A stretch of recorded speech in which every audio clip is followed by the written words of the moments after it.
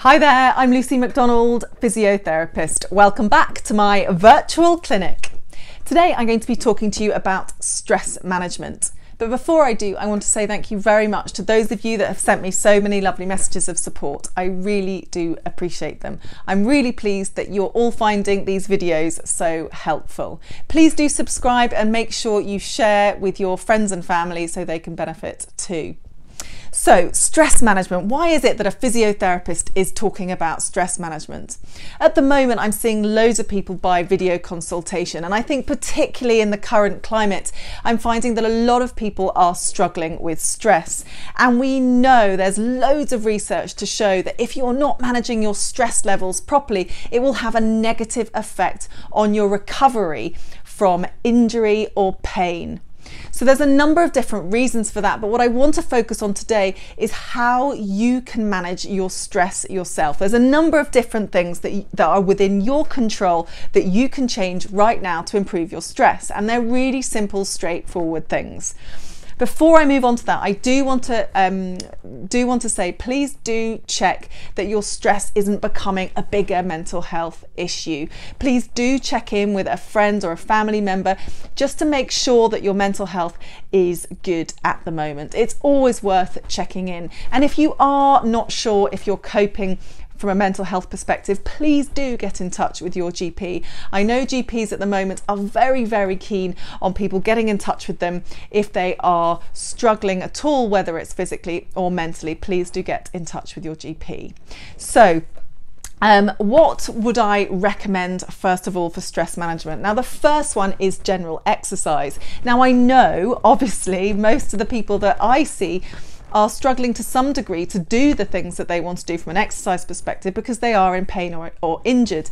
But there is always a way of finding some kind of exercise that you can do. So you might need to be a bit creative. You might need to do a bit more upper body work than you might normally do. You might need to mix up the type of classes that you normally do. There's so many different wonderful things out there online that you can do, but that is number one on my list. If you can get back to some kind of general exercise, ideally increasing your heart rate and your breathing rate slightly, then that is going to do you the world of good.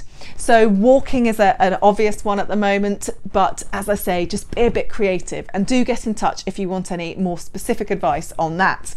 My next thing is what particular exercises are good for stress, and the most obvious one and the one that I teach all my patients is breathing exercises. Breathing exercises are absolutely brilliant for managing stress, and they can be very simple. There's some on the Octopus Clinic website. If you go onto the Octopus Clinic website and you type in breathing in the search tool, you'll get some lovely breathing exercises that you can practice every day.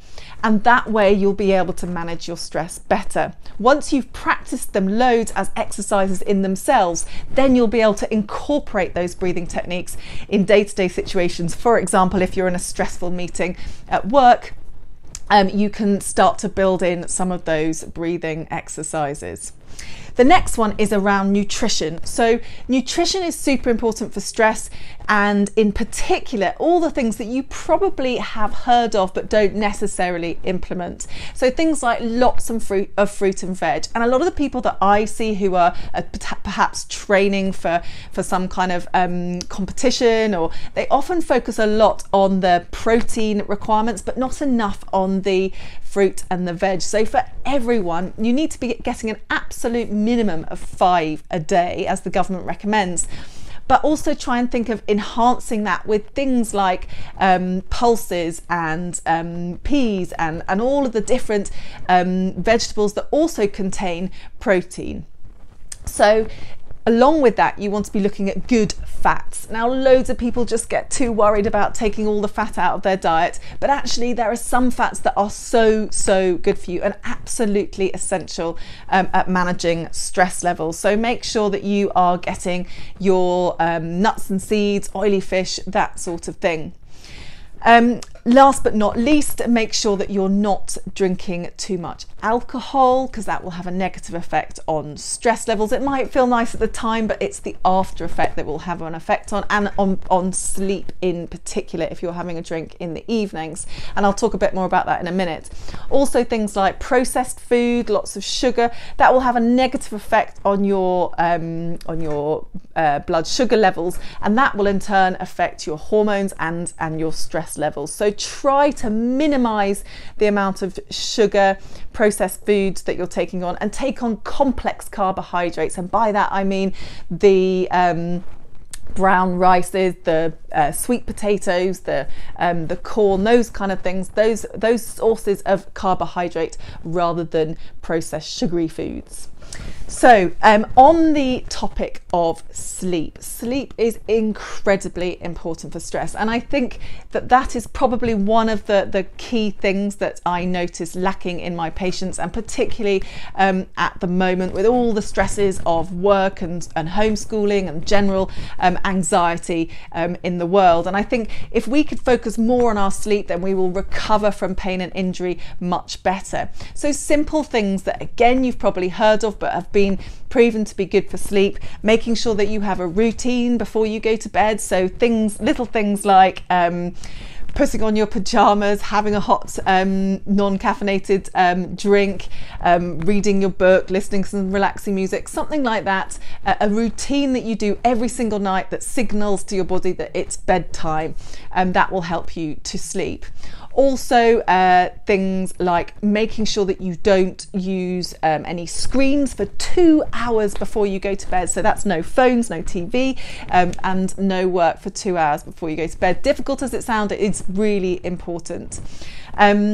Also, no caffeine before in the afternoons. And again, back to that alcohol. Even one glass of wine can have a negative effect on your heart rate and your sleep. So please do bear that in mind.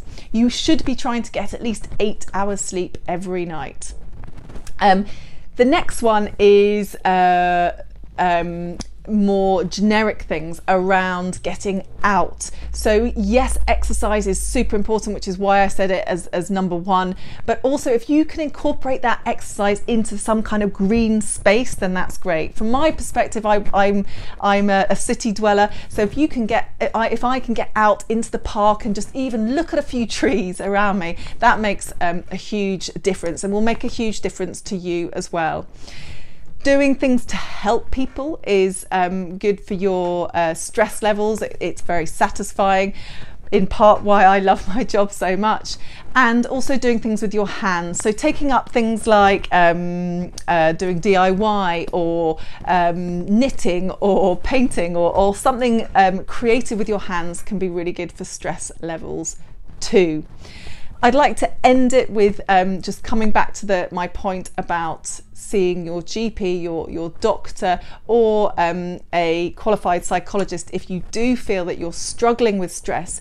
Please don't suffer alone. Please do get in touch with a doctor. So I hope you found that helpful. Please do let me know in the comments below what you would like me to do a video on next. And in the meantime, stay well. Bye.